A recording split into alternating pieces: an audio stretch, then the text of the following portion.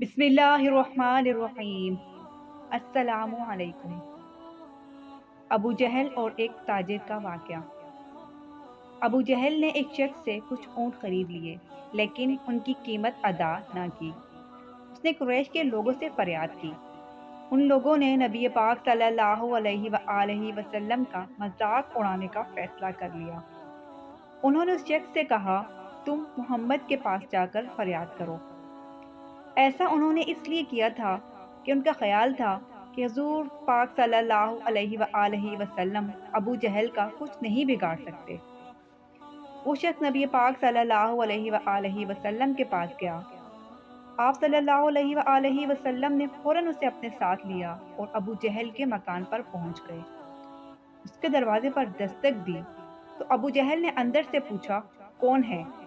آپ صلی اللہ علیہ وآلہ وسلم نے فرمایا، محمد۔ ابو جہل فوراً باہر نکل آیا۔ آپ صلی اللہ علیہ وآلہ وسلم کا نام سنتے ہی اس کا چہرہ زرد پڑ چکا تھا۔ آپ صلی اللہ علیہ وآلہ وسلم نے فرمایا، اس شخص کا حق فوراً ادا کر دو۔ اس نے کہا، بہت اچھا، ابھی لایا۔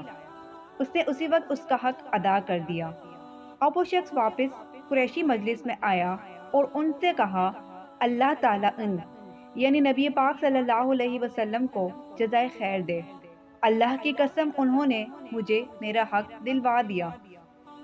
مشرک لوگوں نے بھی اپنا ایک آدمی ان کے پیچھے بھیجا تھا اور اس سے کہا تھا کہ وہ دیکھتا رہے کہ حضور پاک صلی اللہ علیہ وآلہ وسلم کیا کرتے ہیں۔ چنانچہ جب وہ واپس آیا تو انہوں نے اس سے پوچھا، ہاں تم نے کیا دیکھا؟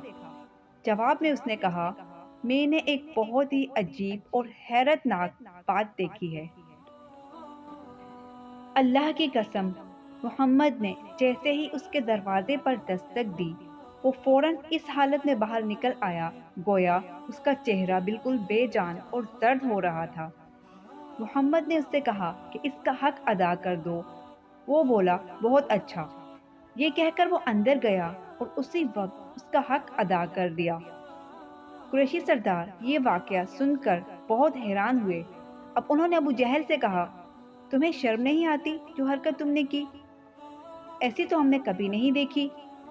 جواب میں اس نے کہا، تمہیں کیا پتا؟ جو ہی محمد نے میرے دروازے پر دستک دی، میں نے ان کی آواز سنی تو میرا دل خوف اور دہشت سے بھر گیا۔ پھر میں باہر آیا تو میں نے دیکھا کہ ایک بہت قد آور اونٹ میرے سر پر کھڑا ہے اور میں نے آج تک اتنا بڑا اونٹ کبھی نہیں دیکھا تھا۔ اگر میں ان کی بات ماننے سے انکار کر دیتا تو وہ اونٹ مجھے کھا لیتا۔